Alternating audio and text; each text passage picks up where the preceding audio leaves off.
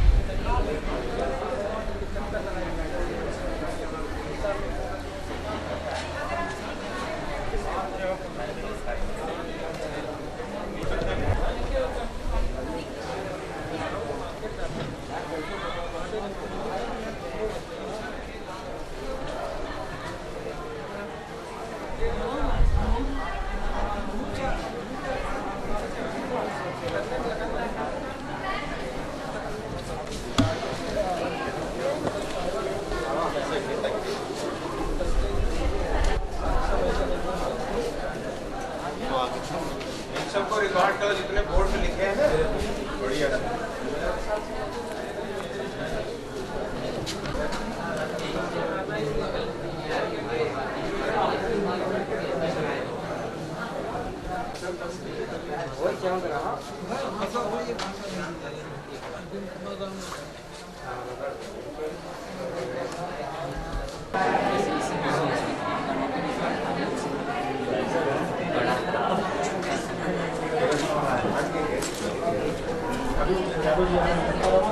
ये बताएं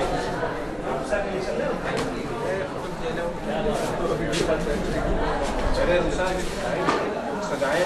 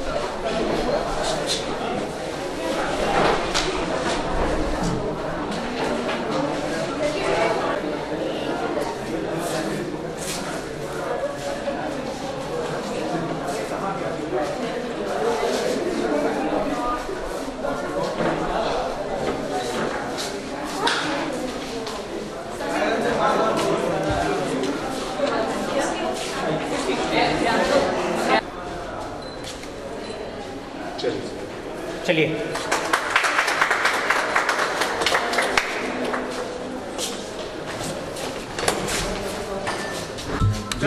लगातार ये सेंसर दिखाओ जरा वर्किंग कंडीशन में रखो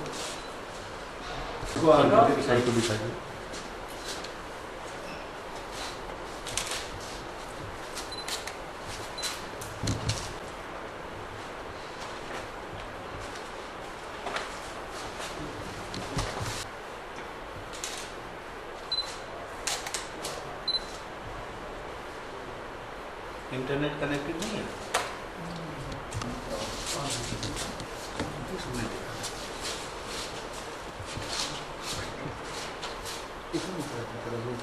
चलिए ठीक है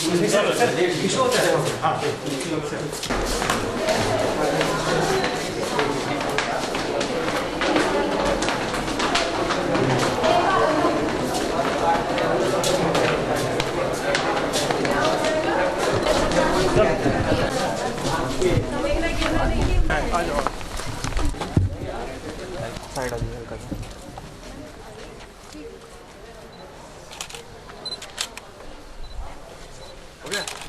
सा आगे से खींचो चलिए चलो लपटा इधर ये बेटा भी हमसे हाँ नहीं था।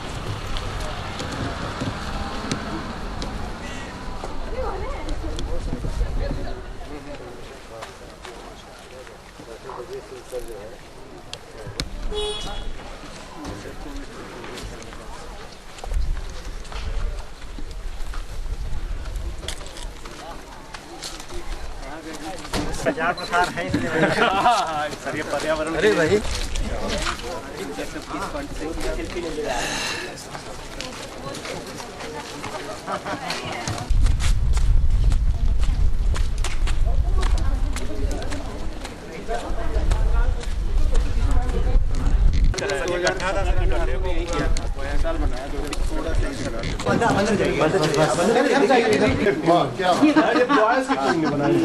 सारे बॉयज थे, प्रथम स्थान पर रही है। प्रथम स्थान ये सर एक बड़ी अच्छी स्किल है उनके अंदर ये।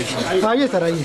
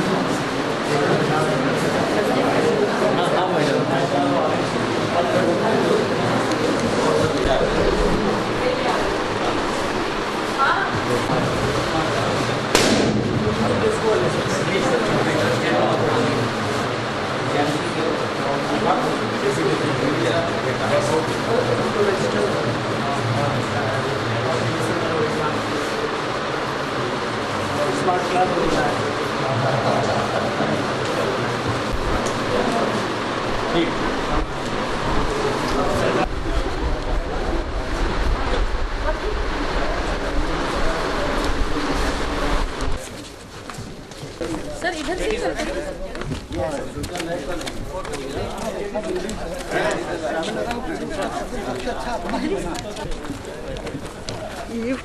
देखिए यहाँ की इमरजेंसी अच्छी है। हम लोग थोड़ा धीरे धीरे उनके लोग के साथ। ठीक है ठीक है। हम लोग थोड़ी चले। तभी हो भी पाता है, नहीं तो कहाँ हो पाता है। और काफी और सबसे खूबसूरत सर देखिए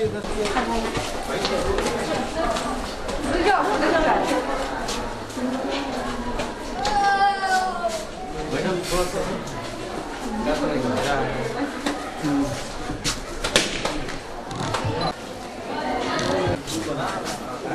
आ जाओ भाई, आइए सर, आइए जी सर, आइए। आप जंगल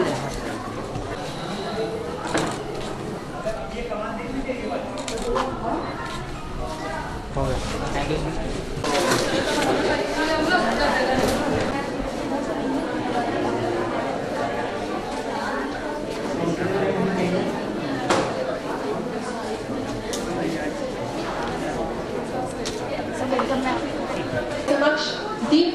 मिलकर उनका माल्यार्पण कर उनका वंदन करें और इस राष्ट्रीय संगोष्ठी का उद्घाटन करें।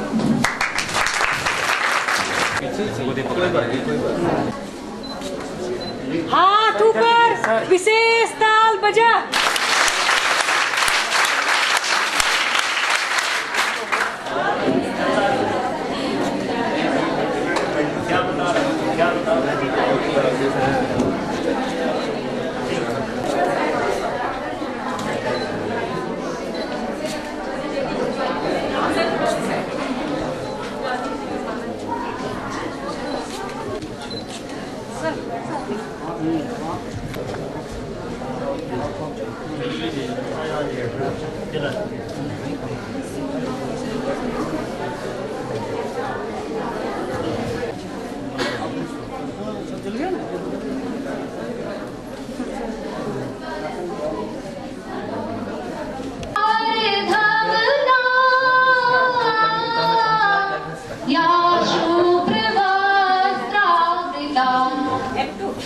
या वीणा वरदंड मंडित करा या ब्रह्मास्त्र शंकर प्रभातु सरस्वती भगवती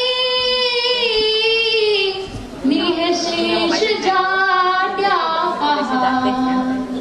निःशेष जाड्या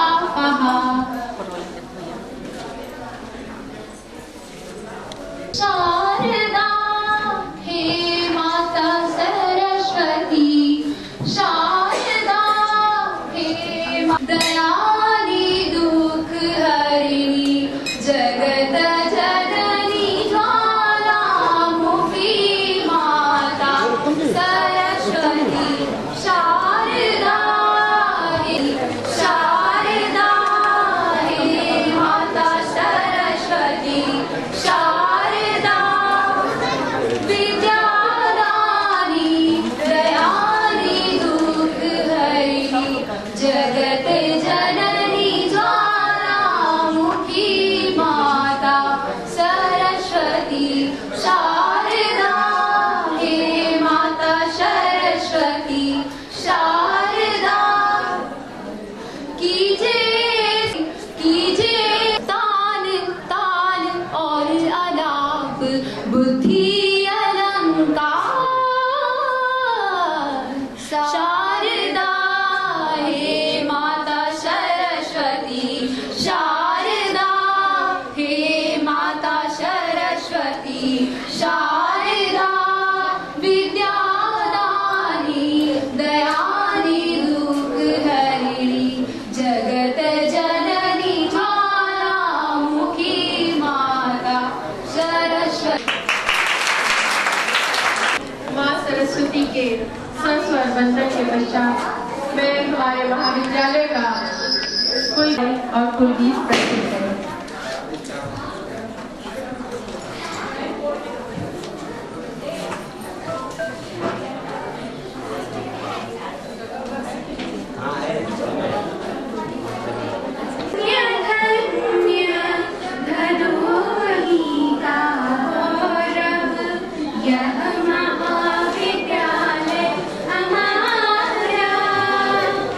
धन्य धन्य धनु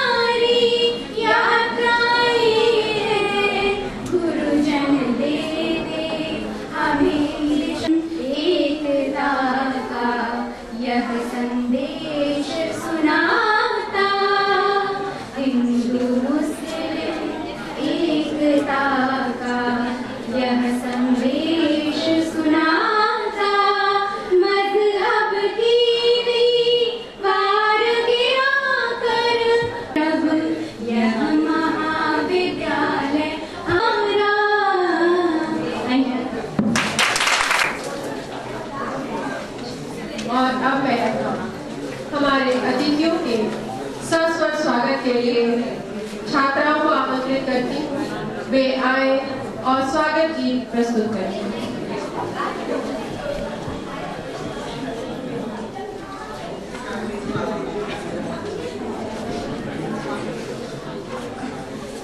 स्वागत है, स्वागत है, स्वागत। बख्शत व पूजा की थाली, अतिथि पधारे द्वार हमारे, सुनो वन माली। रोली चंदन पुष्प बख्शत व पूजा की थाली, जो पर अतिथि आपका प्यारा आशीष पाए। हृदय तंत्र के हर कोने से स्वागत स्वागत गाए। हम बच्चों पर अतिथि आपका प्यारा आशीष पाए। श्रीमान आपका स्वागत है, स्वागत है, स्वागत है, श्रीमान आपका। माननीय मुख्य अतिथि संयुक्त निदेशक professor doctor SP Singh sir को बुके भेंट कर उनका स्वागत अभिनंदन करें।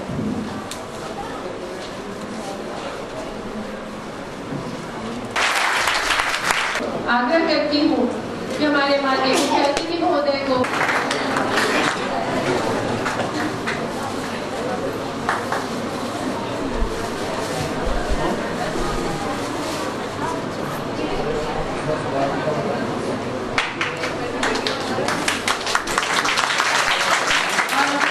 माननीय प्राचार्य महोदय से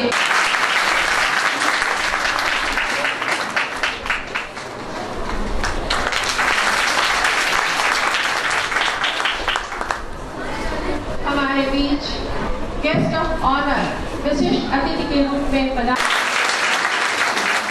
डॉक्टर आशुतोष कुमार श्रीवास्तव जी से आग्रह है कि हमारे सह संयोजक डॉक्टर विजय सिंह से अनुरोध है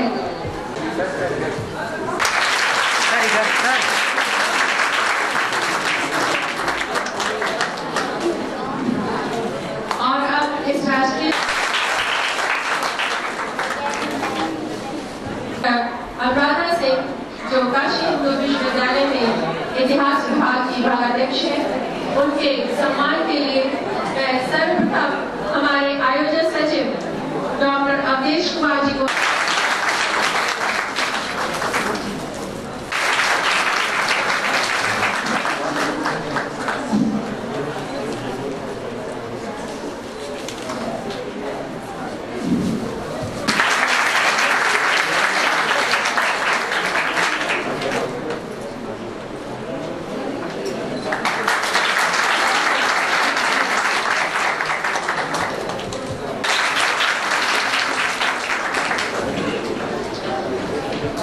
स्वागत करने के लिए स्वागत समिति के हमारे प्राध्यापकों से अनुरोध करती हूँ कि उन्हें क्रमशः माला पहनाकर एवं बैज अलंकरण कर हमारे इस राष्ट्रीय संगोष्ठी में उनका स्वागत सम्मान करें।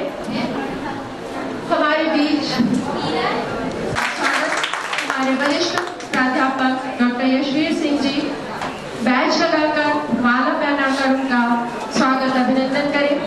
डॉक्टर सदेव प्रसाद सर वरिष्ठ चित्रकूट से पधारे प्राचार्य प्रोफेसर डॉक्टर संतोष चतुर्वेदी जी का विधिवत स्वागत और उनका बैज अलंकरण कर हमारे बीच अभिनंदन करने के लिए मैं डॉक्टर विजय सिंह से अनुरोध करूंगी कि उन्हें माला पहनाकर डॉक्टर राजकुमार सिंह यादव सर से अनुरोध करें। डॉक्टर आशुतोष कुमार श्रीवास्तव जी से अनुरोध है कि हमारे बीच राजकीय महाविद्यालय सेवापुरी से आए अनुरोध है कि वे बिहार से पधारे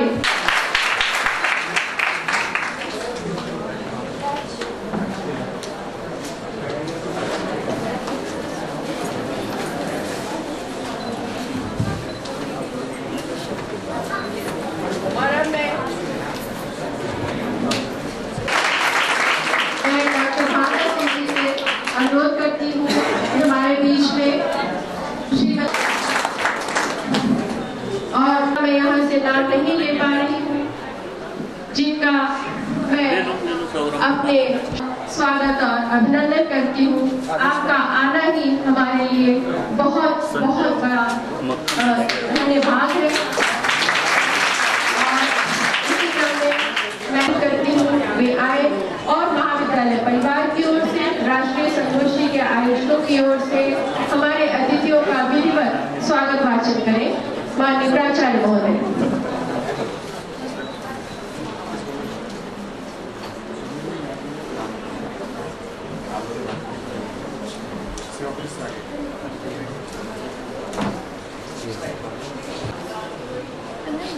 हमारे बीच उपस्थित हैं डॉक्टर राजीव पांडे, संयुक्त निदेशक द्वितीय, डॉक्टर अनुराधा सिंह, विभागाध्यक्ष इतिहास, बनारस हिंदू विश्वविद्यालय, और विभिन्न महाविद्यालयों से पधारे हुए विशेषकर doctor S N Verma, doctor Santosh Chaturvedi,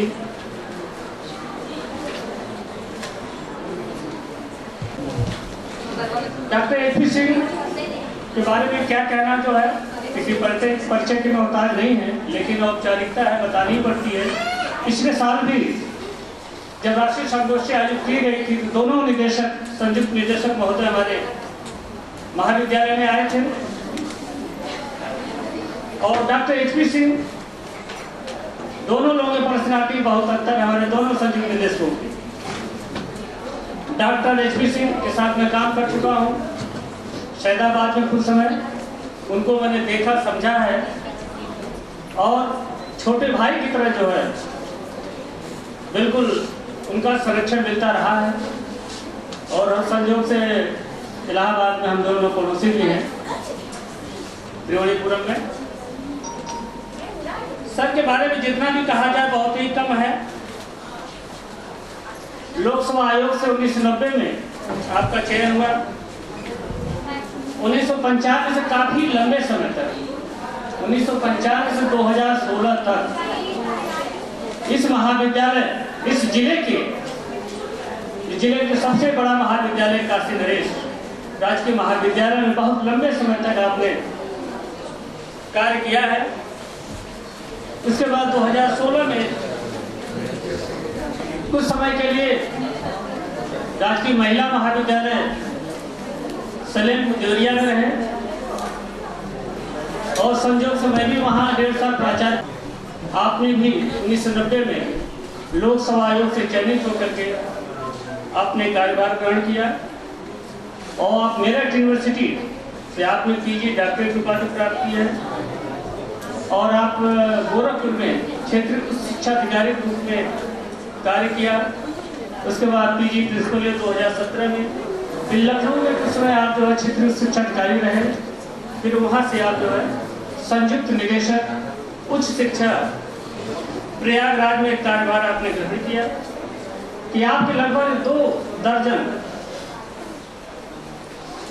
से ज्यादा किताबें आपके पब्लिश हैं।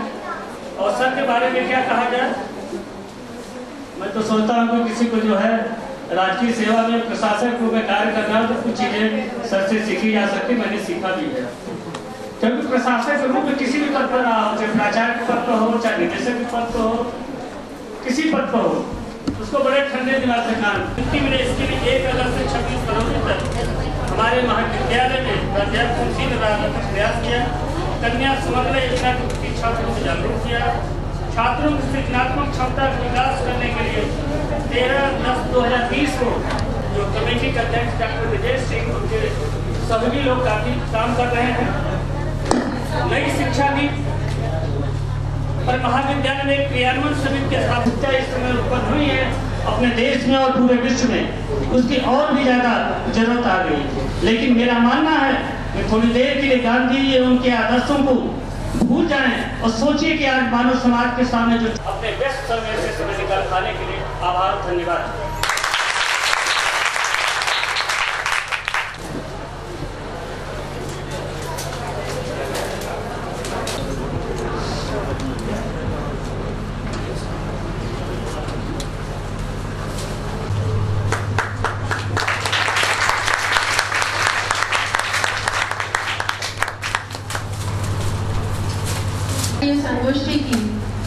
समय भी आ गई है, मैं अपने माननीय मंच से पुनः निवेदन करूंगी पुस्तक के रूप में वह आज हमारे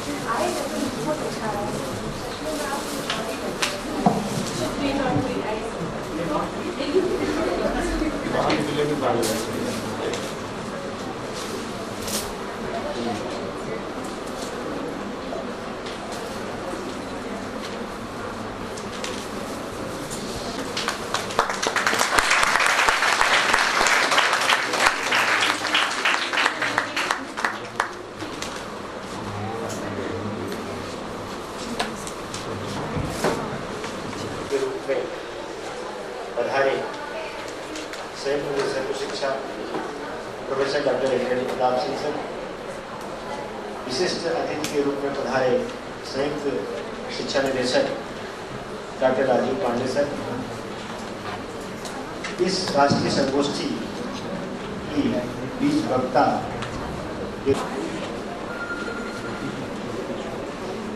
राजकीय महाविद्यालय जखनी के प्राचार्य डॉक्टर उमाशंकर गुप्ता जी, राजकीय महाविद्यालय अदलहाट मिर्जापुर से पधारे डॉक्टर शिवाकांत त्रिपाठी जी, आरा बिहार से पधारे डॉक्टर अतुल कुमार मिश्र जी, महामती प्राणनाथ महाविद्यालय मऊ चित्रकूट के प्राचार्य डॉक्टर संतोष चतुर्वेदी जी, चुनौतियों का सामना कर रहा है और इन चुनौतियों की गंभीरता तब और बढ़ गई है जबकि बहुत सारी समस्याएं जो कि पहले से चली आ रही हैं उनकी विकरालता कुछ बढ़ गई है।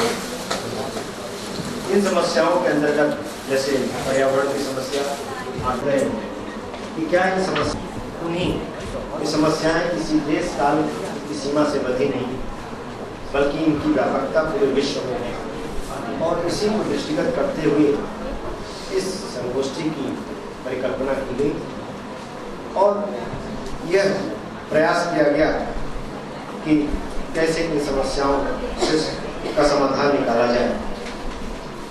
महात्मा गांधी ने बहुत पहले ही इन बातों को समझा था और उन्होंने कहा था कि सत्य और अहिंसा जो है वह परमाणु बम से भी कहीं ज़्यादा शक्तिशाली है कि महात्मा गांधी के बारे में शायद कम लोग जानते हो कि उन्होंने मनुष्य का आहार विहार कैसा हो, स्वास्थ्य कैसा रखा जाए कि किया।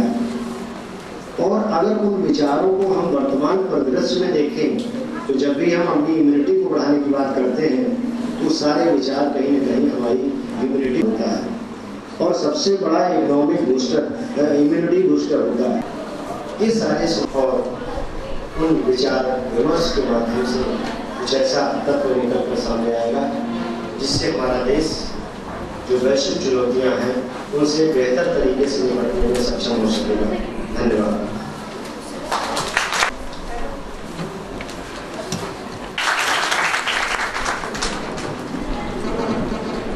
Thank you.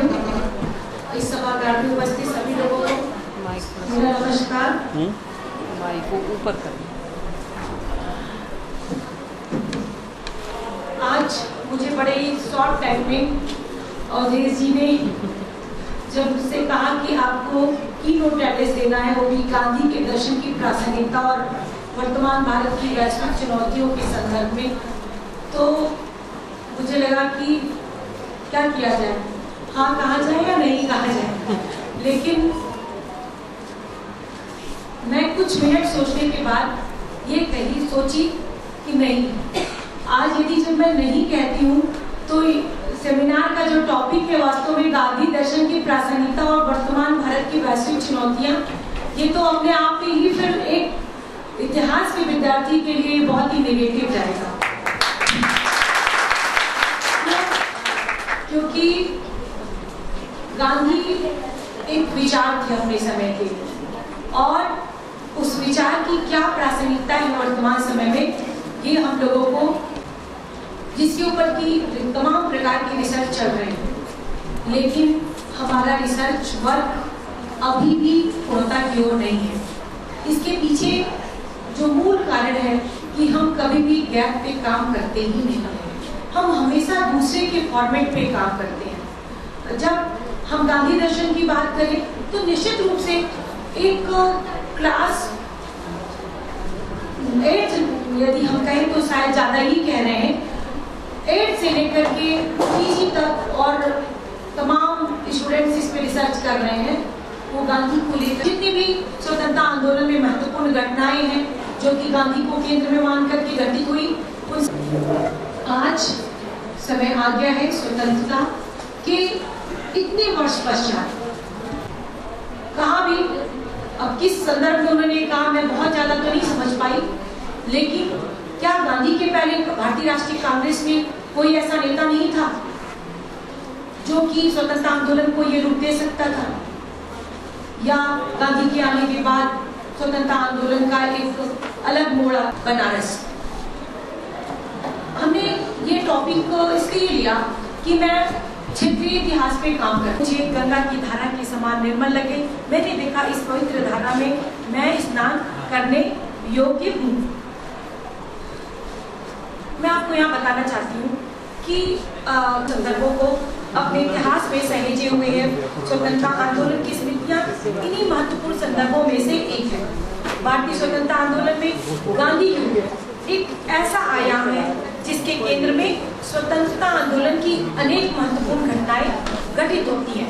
महात्मा गांधी और बनारस का जुड़ाव भी भारतीय स्वतंत्रता आंदोलन की उन यात्रा होता है। काशी की जो यात्रा होती है वह 1902 में पहली होती है। गांधी जी जो हमने अभी बताया कि 1902 में वो जब यहाँ कट रहा है ओजस्वी भाषण, जो कि गांधी के व्यक्तित्व को उसके पहले ऐसा कभी नहीं देखा गया था। गांधी के व्यक्तित्व में इस तरीके की जो आवाज है, उस प्रकार का जो प्रदर्शन है, वो कभी नहीं दिखा था, जो कि उस समय देखा जा रहा है। जब गांधी जी व्याख्यान के दौरान गांधी जी को कई बार रोका गया, क्योंकि कार्यक्रम की अध्यक्षता दरभंगा के राजा सर रामेश्वर सिंह बहादुर जी कर रहे थे और उसका संचालन मैडम एनी बेसेंट जी कर रही थी।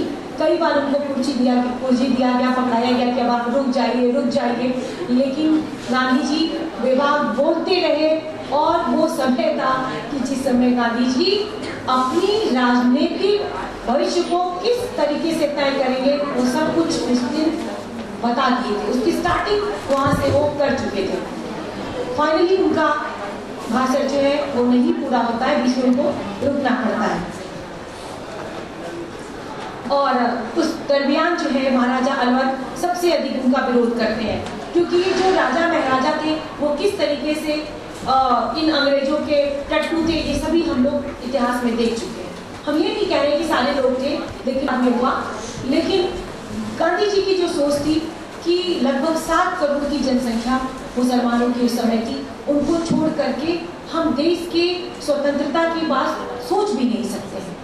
और गांधी जी की जो निश्चित रूप से जो व्यक्ति इतना भ्रमण किया हो देश विदेश में, जिसकी इतनी अच्छी समझ हो और इस बात की स्वास्थ्यता से बहुत अच्छे से वो परिचित थे, और वो हमेशा हिंदू मुस्लिम एकता के पक्षधर रहे और खिलाफत के प्रश्न पर धार्मिक सम्मान देते हुए कि उन्होंने बार बार आह्वान किया बनारस के टाउन हॉल में बनारस घूमने कि हिंदू मुस्लिम एकता, हिंदू मुस्लिम भाई बहनों को इस समय में हम मिलकर अपने हिंदुस्तान की प्राचीन संस्कृति का इस विश्वविद्यालय में अध्ययन करें और अपने मूल ग्रंथों का संवर्धन भी करें। इन मानो जैसे छात्रावास में निवास करने वाले वो व्यक्त करते हैं गांधी जी की, क्योंकि काशी विश्वविद्यालय के इतने सुंदर हॉस्टलों के लिए कहते हैं कि इन महलों जैसे छात्रावासों में निवास करने वाले छात्र इस विश्वविद्यालय के वैभव से बाहर आकर अपने वास्तविक जीवन को जीते हुए यह नहीं भूले कि हिंदुस्तान एक गरीब देश है। आप सभी ऐसा आचरण करें कि आपको प्राप्त यह वैभव सार्थक हो सके। काशी हिंदू विश्वविद्यालय के रजत दीक्षांत समारोह में गांधी जी का जो ये भाषण था वो बहुत ही मतलब एक तरह से आप देखिए कि वह व्यक्ति 25 साल बाद जब काशी हिंदू विश्वविद्यालय के मंच पर ये जब बोल रहे हैं तो अपनी उन बातों को दोहराते हैं जो वह उद्घाटन सत्र में, कि जब मैं यहाँ पर बैठे हुए विद्यार्थियों को देखता हूँ जब जहाँ पे उत्तर से लेके दक्षिण तक के विद्यार्थी, मतलब साउथ इंडियन स्टूडेंट्स को देख करके वो ये बात कहते हैं कि जब यहाँ पर बैठे हुए विद्यार्थियों को देखता हूँ जो तो ऐसा लगता है कि संपूर्ण भारत का प्रतिनिधित्व तो यह विश्वविद्यालय कर रहा है। लेकिन आप इस महल रूपी हॉस्टल और इतने अच्छे इंफ्रास्ट्रक्चर में रह करके आप ये ना भूले कि आपको करना क्या है, आपको भारत का भविष्य तय करना है। इस बात को हमेशा याद रखें कि आप एक गरीब देश में के गरीब देश के विद्यार्थी हैं। आपका क्या मतलब आपकी सोच क्या हो, आपका भविष्य क्या हो। गांधी के दर्शन की जो प्रासंगिकता है इन सब शब्दों में कितना समेटे हुए है कि गांधी यदि किसी बच्चे को कहते हैं कि आप माँ के कहने पर कि गुड़ नहीं खाना है इसको, ये सारे लोग प्रसंग जानते हैं, तो पहले गांधी गुड़ छोड़ते हैं।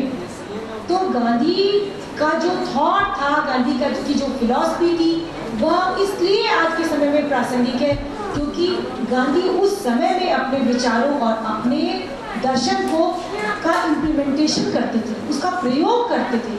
यही गांधी की सबसे बड़ी प्रासंगिकता है और आज के समय में भी गांधी इसीलिए प्रासंगिक है। धन्यवाद।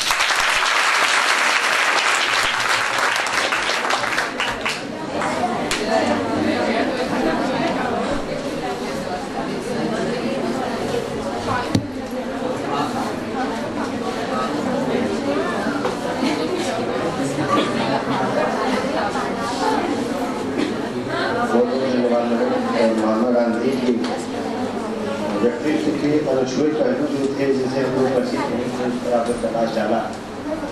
और यह जो है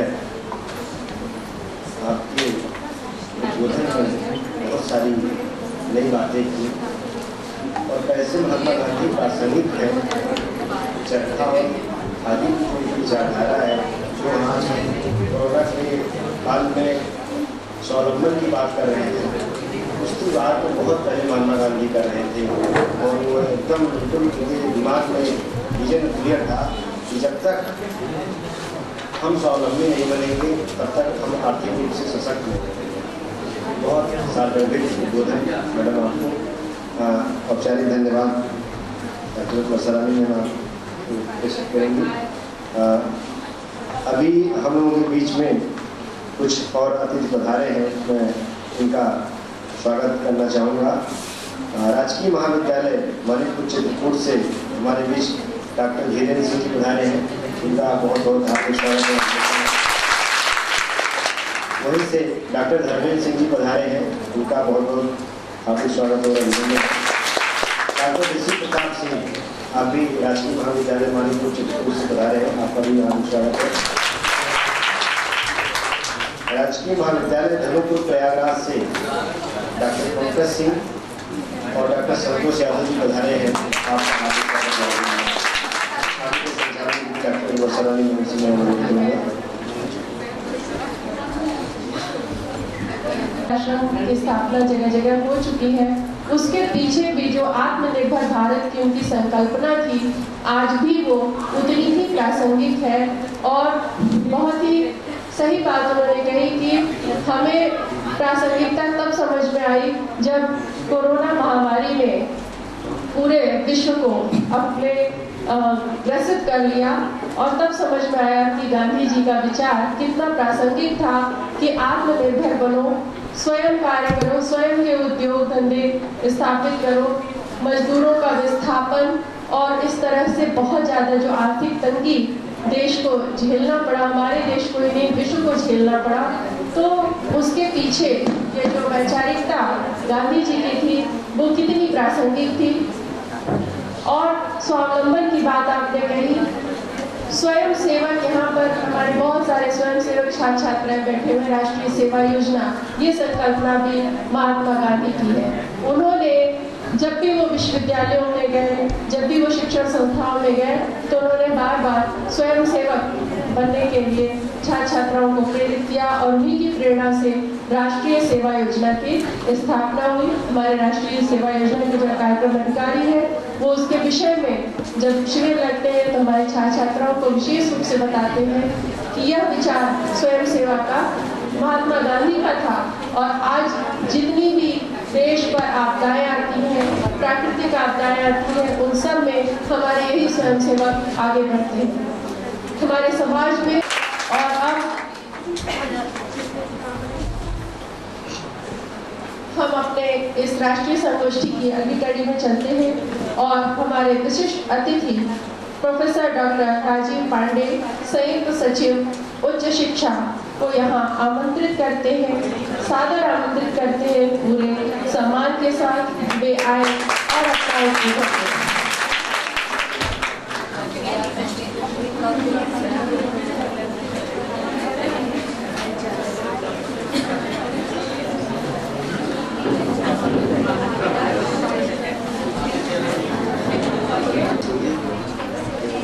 महाविद्यालय के प्राचार्य डॉक्टर प्रवीण सलाम, keynote speaker doctor Raja Singh, आयोजन समिति के संयोजक गौतम गुप्ता और आयोजन सचिव अवधेश कुमार, कार्यक्रम का संचालन कर रही डॉक्टर वर्षा रानी, विभिन्न महाविद्यालयों से इस संगोष्ठी में उपस्थित हुए प्राचार्यगण, प्राध्यापक, मीडिया बंधु, प्रिय छात्राओं एवं छात्र एवं छात्राओं, अभी मैं सोच रहा था सबसे पहले तो मैं इस महाविद्यालय के प्राचार्य और संगोष्ठी की आयोजन टीम को साधुवाद देना चाहूँगा कि उन्होंने इतना अच्छा विषय इस संगोष्ठी के लिए चुना है। गांधी दर्शन की प्रासंगिकता और वर्तमान भारत की वैश्विक चुनौतियाँ। मुझे लगा कि अगर इस विषय को थोड़ा संशोधित कर दिया जाता तो ज़्यादा स्पेसिफिक हो जाता। अगर ये वर्तमान भारत की वैश्विक चुनौतियों में गांधी दर्शन की प्रासंगिकता होता, ये मेरा व्यक्तिगत मत है, तो हम ज़्यादा स्पेसिफिक होकर के बोल पाते। उसका कारण ये है कि गांधी दर्शन एक मैक्रो कॉन्सेप्ट है, इतना बड़ा विचार है कि जैसे अभी कीनोट स्पीकर ने बताया कि गांधी जी कोई व्यक्ति नहीं थे, गांधी जी एक विचार थे। और मैं तो कहता हूँ कि गांधी जी एक युग थे।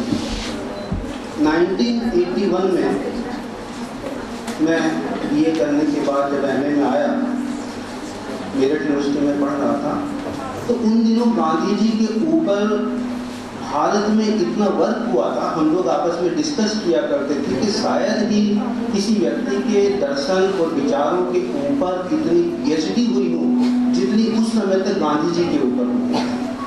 अब तो नहीं कहता, लेकिन 1980 की बात मैं कह रहा हूँ कि गांधी जी के ऊपर इतने रिसर्च हो चुके थे, इतने शोध हो चुके थे, न केवल भारत में गांधी जी के नाम से गांधीयन स्टडीज करके सेंटर चलाए गए, बहुत सारे, मुझे याद नहीं आ रहा कहाँ थे, लेकिन तब हम आपस में विद्यार्थी और सहपाठी बात किया करते थे। तो जब मैं टॉपिक के संशोधन की बात इसलिए कह रहा हूँ कि जब हम गांधी दर्शन में एक बार प्रवेश कर जाते हैं, जैसे अभी मैडम कर रही थी, तो फिर हम उससे बाहर नहीं निकल पाते और भारत की वैश्विक चुनौतियों की चर्चा नहीं कर पाते, क्योंकि समय बहुत कम है हमारे पास। तो यदि हम पहले वर्तमान भारत की वैश्विक चुनौतियों को चिन्हित कर लेते, जो भी 2, 4, 5 साल हैं, तो फिर उनको गांधी के दर्शन की परिप्रेक्ष्य में हृदय की बात कही जाती है। उनको एक सीमित समय में किस तरह से हम आप तक पहुँचाएँ, ये बहुत कठिन बात हो जाती है। फिर भी जब गांधी दर्शन की बात आती है तो 2-4 मैं बातें आपके सामने बताऊंगा। जैसे मैंने कहा कि मेरे अपने विचार नहीं है, जो भी गांधी जी के बारे में मैंने पढ़ा, सुना और सुना है, उसी को आपके सामने प्रस्तुत कर रहा हूँ। गांधी दर्शन के 2 मुख्य आधार हैं, एक है सत्य और दूसरा अहिंसा। सभी लोग जानते हैं, सर्वविदित है, इसमें कोई नई चीज़ नहीं है। गांधी जी ने भी उनके अपने विचार नहीं थे, बल्कि वो गांधी जी भारत के आध्यात्मिक दर्शन से, हिंदू धर्म से बहुत अधिक प्रभावित थे। तो आपने देखा ही होगा कि बचपन से उनकी प्रवृत्ति बड़ी आध्यात्मिक थी, उनकी माता, उनके परिवार का परिवेश इस तरीके से था, तो उसी के छाप उनकी सोच पर और उनके निश्चित रूप से वो अहिंसक भी हो।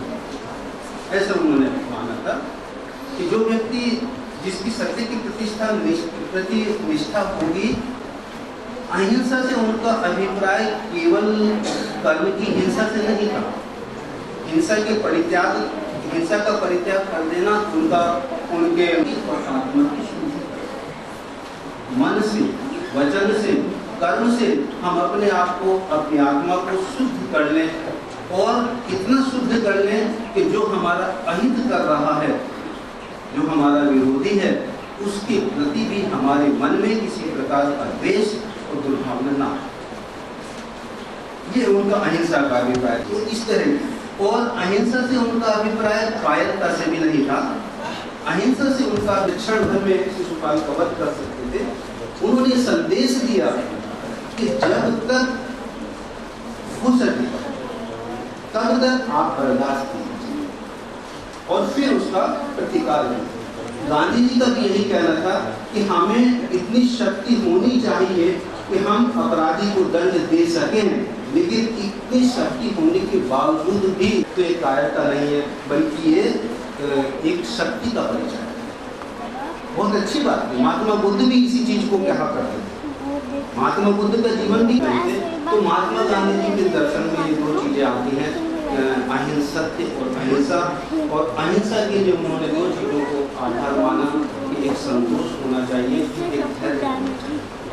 अभी बात हो रही थी, बहुत से विद्वान लोग बैठे हैं, उनको अपने विचार व्यक्त करने होंगे। तो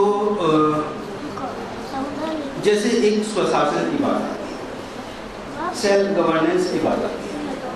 मैं तो अर्थशास्त्र का विद्यार्थी रहा, तो हम उसमें कहते हैं गांधी जी का दर्शन यही है कि हमारी जो भी नीतियाँ होनी चाहिए वो हमारे क्षेत्रीय संसाधन में, तंत्र में सिस्टम, जब तक अपने तंत्र में अपना यंत्र न बन, यंत्र में जो भी हम उसके लिए बना रहे हैं जो भी, और मंत्र का मतलब धारणा जो भी हमारी सोच है, विचार है, जब तक अपने तंत्र में अपना यंत्र न मंत्र मनसानी वश में नहीं, चिंतन नहीं अधीन, हम अपने तरह से नहीं सोचते, मन वाणी वश में नहीं, चिंतन नहीं अधीन, हम दूसरे की उसे दृष्टि से, दूसरे के दिमाग से अगर सोचते हैं, कहने को, निर्णय में परतंत्रता, कहने को मनसा वाचा करुणा तब तक नहीं स्वतंत्र, मन वाणी वश में नहीं, चिंतन नहीं अधीन, निर्णय में परतंत्रता, कहने को स्वाधीन।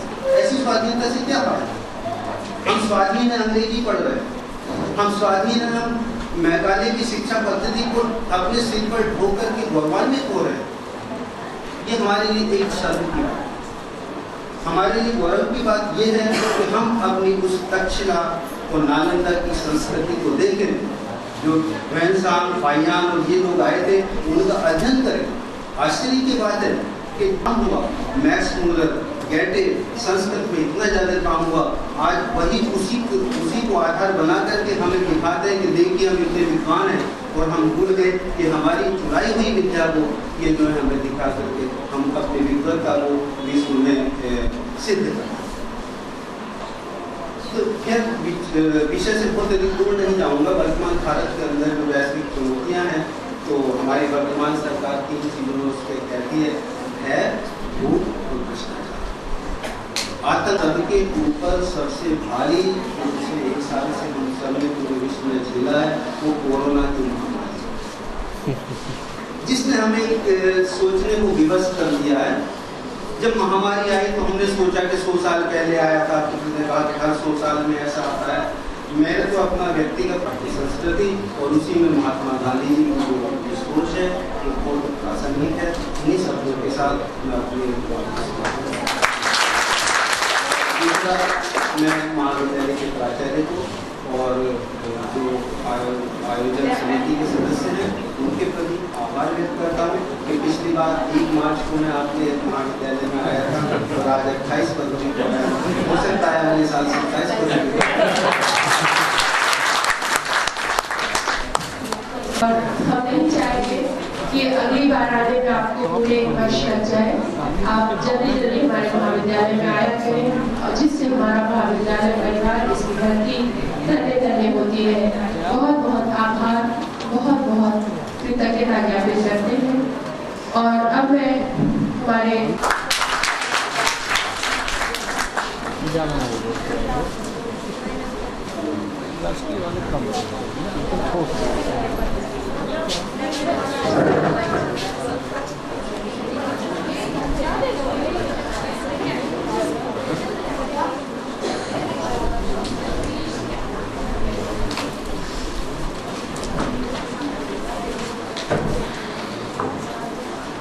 डॉक्टर श्यामा प्रकाश प्रसाद मुखर्जी राजकीय महाविद्यालय भदोही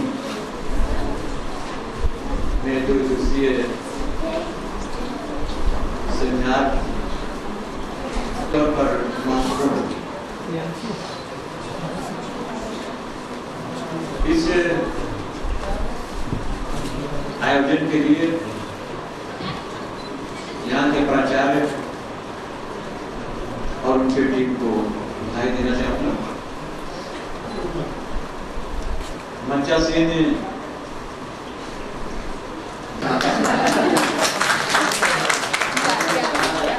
स्वयं सचिव देव जी वहाँ पर जो वहाँ बैठे हुए हैं शासन,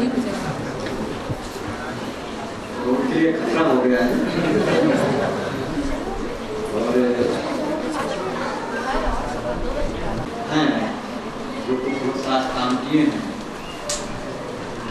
और कुछ लोग से मैं चित्र से परिचित हूँ।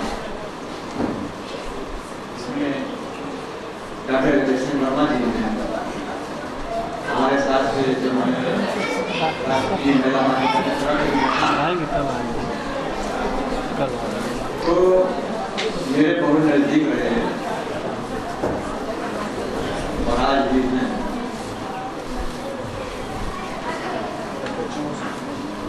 और तमाम कॉलेजों से हमारे राष्ट्रीय महाविद्यालय से आप सोचें कि गांधी जी आज हम लोग के बीच नहीं और कितनी दूर को सोच के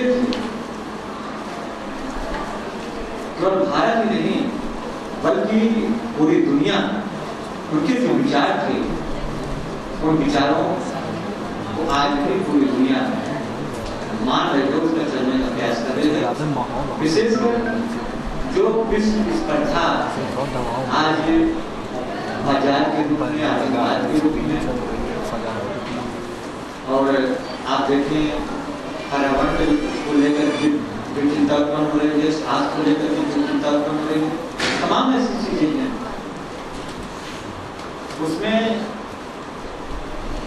सभी देश अभी कोरोना महामारी देखने जिसमें कि 1 वर्ष होने का हमें एहसास इसलिए चाहते हैं कि बच्चों के अंदर एक भाव आया कि अपनी सेवा तो सभी कर लेते हैं लेकिन दूसरों की सेवा, दिन दुनिया की सेवा, अस्तित्व की सेवा, जो लाचार है उनकी सेवा, यह भी कोरोना महामारी ने हमको सिखाया। अब देखें ऐसे ऐसे व्यक्तित्व आपके सामने उभर करके आए जिसकी आप कल्पना नहीं कर सकते थे। यह भी उस महात्मा के देने विश्व ऐसा नहीं है कि भारत जहाँ पर एक ऐसा समय था कि विदेश में लोग पूछते थे भारत के लोग, वहां के बच्चे जानते रहे थे भारत क्या होता है, भारत क्या है, परिवार मानते। इस प्रकार की उनकी सोच थी। यही कारण है कि पूरे दुनिया में पूरा दुनिया उनकी तरफ देख रहा है, उनके विचारों की तरफ देख रहा है और आज भारत की तरफ दुनिया देख रही है। आप देखें अभी वैक्सीन भारत ने कितने देशों को प्रदान किया है। हम दूसरों को सहायता करें, ये हमने किससे सीखा? हमने गांधी जी से भी सीखा, दूसरों को सहायता करें। तमाम चीजें हैं और इसमें निश्चित तौर पर अभी बहुत से वक्ता हैं यहाँ हमारे समूह, लोग अपनी बातों को यहाँ तो पहली पट्टी का कार्यक्रम था 3-4 दिन पहले वहाँ के प्रिंसिपल का फोन आया, अरे चूंकि उनको विश्वास रहा होगा कि सर ना करेंगे, उनका महाविद्यालय जरूर आएंगे। 9:30 बजे था, डायरेक्टर साहब भी फोन आया कि जेडी साहब कल सेवापुरी जा रहे हैं, हमके जैसा कहिए। कह नहीं भाई, आपको महाविद्यालय आप रमा रहे हैं, हाँ वो आइए, मेरा भी संदेश कर दीजिए। हम तो हाँ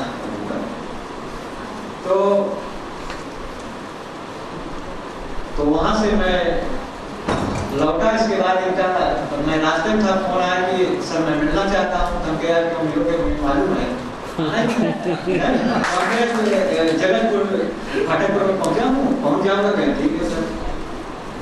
मैं आ गया, आया। इसके बाद तो अब जब अच्छे पड़ोसी जब रहते हैं तो तभी से हमने मतलब जो कागज है उसको हमने वो खराब हो गया तो बनवा नहीं रहा। खटखटाए, इसके बाद फिर चले गए। फिर इन्होंने फोन किया कि सर आप आए नहीं। हम कहे नहीं भाई, मुझे तो आए, मेरे आधे घंटे हो गए। कहीं मैं आया था, मैं सोचा कोई है नहीं, अच्छा मैं आता हूँ। खिलाया। तो जब इस प्रकार की आत्मीयता रहेगी तो मतलब आपको आना ही पड़ेगा, आप कहाँ भाग सकते हो। तो इनकी आत्मीयता रहेगी। और अब ज्ञानपुर सहयोग था कि 2 बार कहा गया, मैं नहीं आ पाया। उसका कारण है कि देखिए, अब जो निदेशालय जाते हैं हमारे साथी देखते होंगे कि काम का बोझ कितना है। जाने के समय हम लोगों का, लौटने समय नहीं।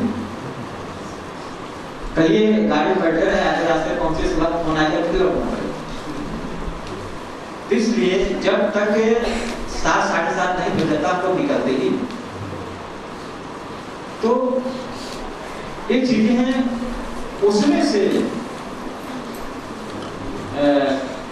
जैसे सैटरडे हुआ, संडे हुआ, इसमें जब प्रोग्राम होते हैं तो हम लोग प्रयास करते हैं कि पहुंच जाए। वर्किंग डे में बहुत दिक्कत होती है। वर्किंग डे में अगर आपने कोई प्रोग्राम तो और कॉलेज वो है ना, हाँ, तो जहाँ भी मैं गया, मैं देखा कि बच्चियां ही दिखाई देते हैं, बच्चे सब गायब। धन्यवाद।